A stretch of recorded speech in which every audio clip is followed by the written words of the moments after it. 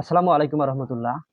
তো আমাদের চিলমারী উপজেলায় জোরগাছ বাজারে প্রতি রবিবার এবং বুধবার সপ্তাহে ২ দিন হাট বসে। তো এই ২ দিন হাট বসার কারণে আমরা অবশ্য যখন আমাদের খামারে কোনো দানাদার খাদ্য তৈরি করি, তখন আমরা সেই হাটের দিন গিয়ে সেই দানাদার খাদ্যগুলো মানে এম কিনে তারপরে সেগুলো মেলে ভেঙে তারপরে নিয়ে আসি আরকি। তো আজকে গিয়েছিলাম দানাদার খাদ্যগুলো তৈরি করার জন্য। তো আমি আপনাদের মাঝে আজকে শেয়ার করব। তো এর আগে আমি ভিডিওর মাধ্যমে দেখে জানাছিলাম আমরা কিভাবে আমাদের গরুগুলোকে সেই দানাদার খাদ্য খাওয়াই।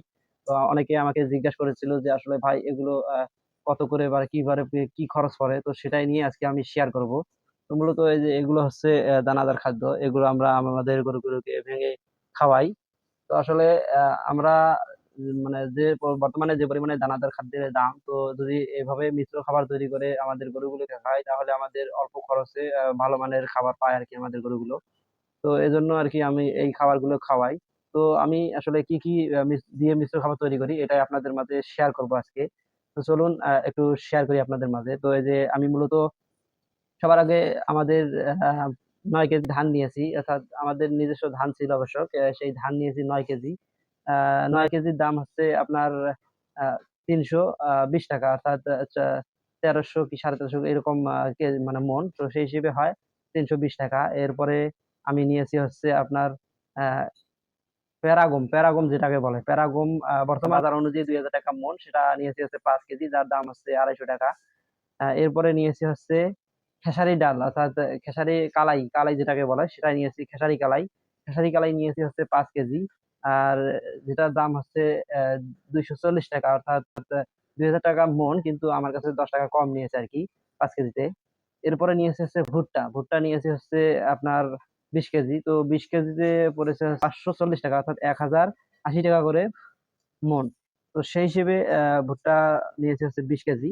তো এরপরে নিয়েছি হচ্ছে দেশি গম। দেশি গম নিয়েছি হচ্ছে ৫ কেজি। যেটার দাম পড়েছে হচ্ছে ৳২৫০, যেটা ৳২,০০০ মণ।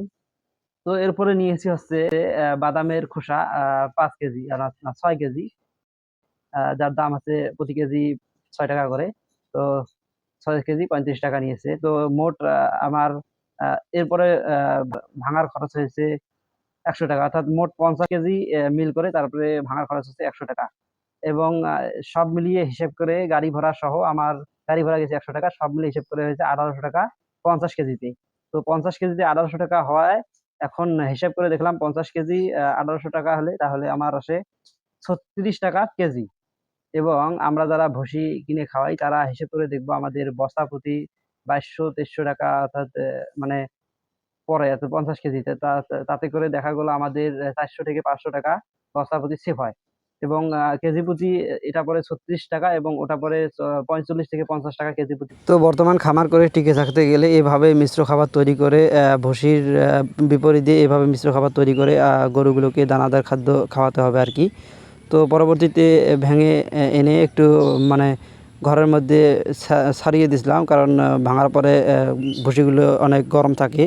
তো এজন্য ছেড়ে দিয়ে গরমটা বের করে নিয়েছিলাম আরকি। তো সবাই ভালো থাকবেন, সুস্থ থাকবেন। আমাদের জন্য সবাই দোয়া করবেন। আল্লাহ তাআলা যেন আমাদের খামারে বারাকা দান করে। আল্লাহ হাফেজ।